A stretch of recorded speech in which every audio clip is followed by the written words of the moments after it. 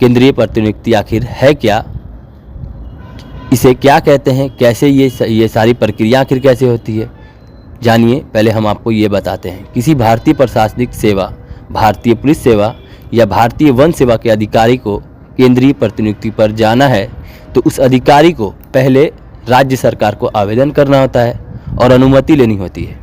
इसके बाद राज्य सरकार आवेदन को अनुमति यानी एनओसी देती है, जिसे केंद्र सरकार को भेजा जाता है, जिसके बाद उस अधिकारी की पोस्टिंग केंद्र सरकार द्वारा की जाती है।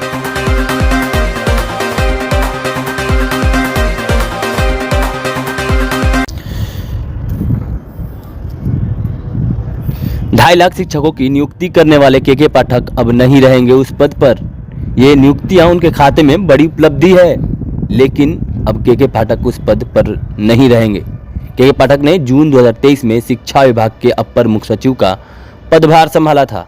इसके बाद से वो लगातार शिक्षा विभाग और स्कूल कॉलेजों में बदलाव कर रहे थे। एक अनुमान के मुताबिक इस दौरान शिक्षा विभाग ने करीब 200 से अधिक आधिकारिक पत्र जारी किए। शिक्षा विभाग को तंदुरुस्त करने के लिए जारी आदेशों की वजह से उनका खूब विरोध भी हुआ था। कई मुद्दों को लेकर के पाठक का राजभवन और बीपीएससी से भी टकराव हुआ। नियमावली में पारदर्शिता और पूरी प्रक्रिया में बरती गई निष्पक्षता की वजह से यह भर्तियां विवादित नहीं रहीं। किसी को उंगली उठाने का मौका नहीं मिला।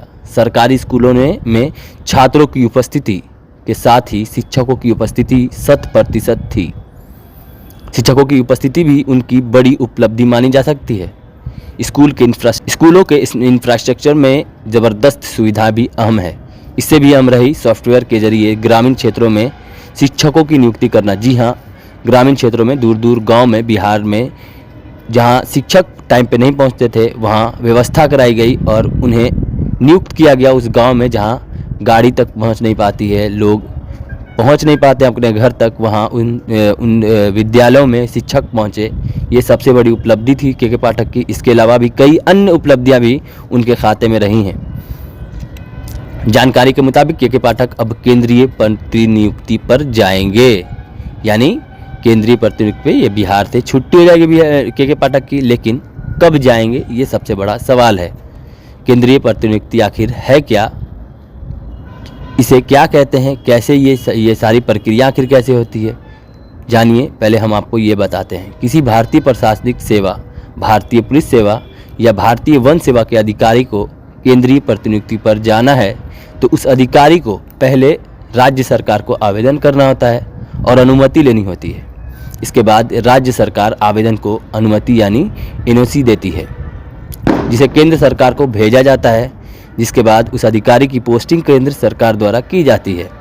यानी अब के पाठक की जब केंद्र के द्वारा पोस्टिंग की जाएगी तभी के पाठक इस पद को छोड़ेंगे। ऐसे में अब के पाठक उसी दिन अपर मुख्य सचिव का पद छोड़ देंगे जिस दिन केंद्र सरकार द्वारा उनकी पोस्टिंग की जाएगी।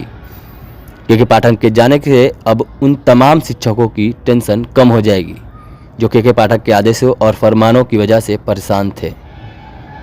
तो और भी हम आपको तमाम अपडेट्स खबरें दिखाते रहेंगे। ऐसे ही तमाम अपडेट्स खबरों के लिए जुड़े रहे हमारे चैनल बीकेएम खबर के साथ। तब तक के लिए धन्यवाद।